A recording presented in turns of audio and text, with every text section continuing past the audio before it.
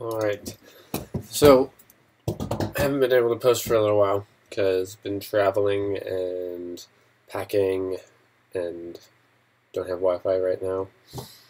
But I'm using the campus's Wi-Fi to hopefully post this whenever I post it. I guess whenever I post it will be today, but when I'm recording this it might be tomorrow.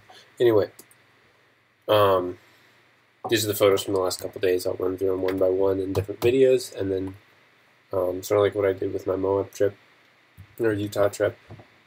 I'll go through the edits with this and sort of explain it this way in videos, kind of like this format.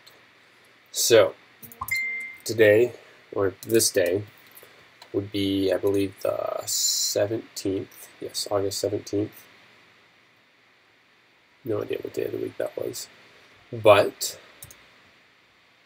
went to the dojo with Ellery, and we did a bunch of different photos. You can see we did this one where we have a bunch of different poses, and then I was gonna put them all together, but I stopped there, but wasn't really liking it. And we had a couple more with these, but that one didn't really work out. Don't really like it. But then we had this one where it was this photo, and this photo. And I liked those, and I thought that might work. So before I go run through how I edited it, I'll run through how I shot it. So I shot at 1/50th of a second, 1/250th of a second at f2 and ISO 320. So this was in a very lit room during the day. So it was a sunny day out, so there's a lot of light. But you also notice right here, if you look at the histogram, it's very overexposed. It's about, well, it's not very overexposed, but it's, 1 to 2 stops overexposed, and maybe even 3. And the reason I did this was, if you look, these windows are blown out, so you don't get the distracting background behind them, and you get all this nice detail in his shirt. And in RAW, I've been kind of experimenting with overexposing and underexposing, but right now I've been tending to overexpose images. It's a kind of style I haven't done a lot of, but I'm doing it recently and I'm really liking the results. So with this, I wanted to overexpose. Like with this, you get this nice white overblown, and I don't know, I really liked it. And so I started shooting like that with all of these. These ones are, a little bit overexposed according to the camera, but they look pretty normal to the eye because you can see these shadows.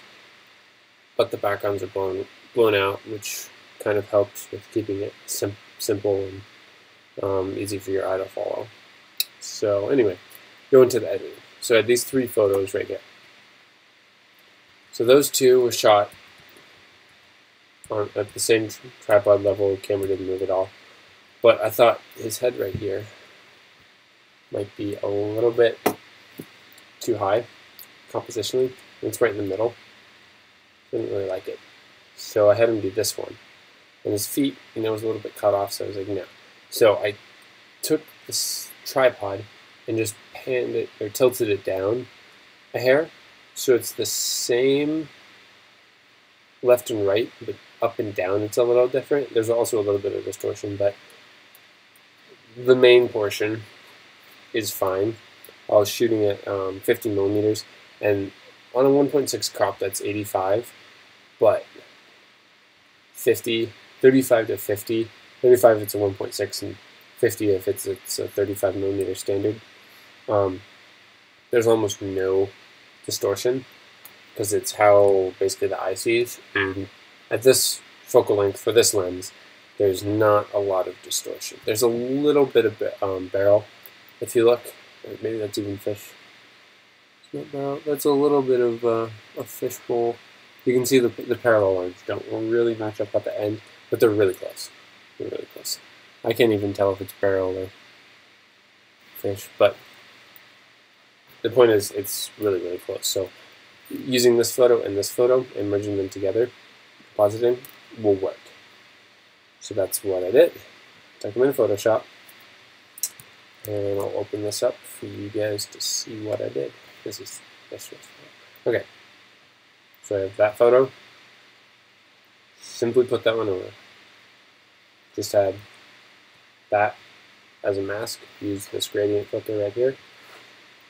White to black. Really, really simple. So, then what did I do? So it came into Lightroom like that. Okay. So what I did? Up the exposure a little bit. Made it bright. Then I upped the highlights all the way, up the whites all the way, and dropped the blacks a little bit, and dropped the clarity. So this did a couple things. Highlights and whites, pretty obvious. Shifted all of that over, so you get super blown out in the middle. Super blown out whites. Which is kind of what I was going for with overexposing. And the windows are completely white now. So let's turn off all these so you can see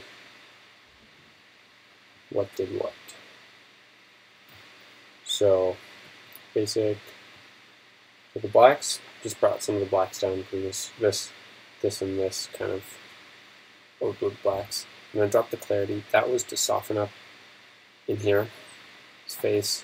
Some of the local contrast was a little high. And that's partially why I overdid the highlights and whites, is to get rid of that local kind of mid-tone contrast. I wanted to just hold these mid-tones, push them way over this way, and then push the darkers and the shadows down. So overall its contrast stays pretty much the same, but you get a lot more whites, and you still keep your blacks and your shadows. So next, let's see, split toning.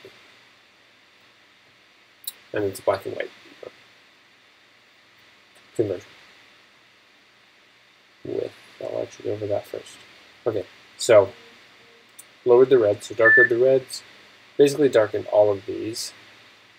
So these are a lot of the tones in the back and the pink and stuff like that. So I'm darkening those. So you can see it's light, adds a little bit more contrast to his face and the background. It's, both look good, but I just settled on that one a little bit darker. Who knows, maybe by the time I finish talking about this, I'll switch it back. It's kind of the photo's never really done, in my opinion. So, split toning. At first I went blues for the highlights, reds for the shadows.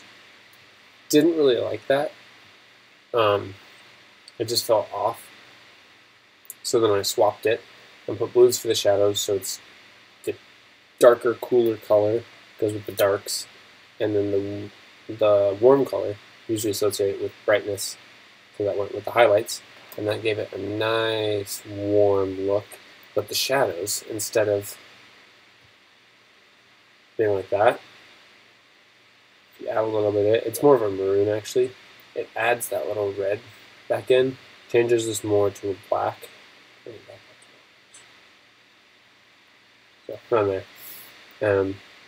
You can see it's kind of prevalent over here, but it's not bad. I like it. And speaking about this, I'm looking at that. I'm going to crop that. See? Photo's never done. Right there. Perfect. Okay. The last thing, I think I did need that. Lens correction. Vignette. I usually do it there and then raise the midpoint down. Personal preference, how far it goes in. And that's about it. Yeah, so I edited that photo.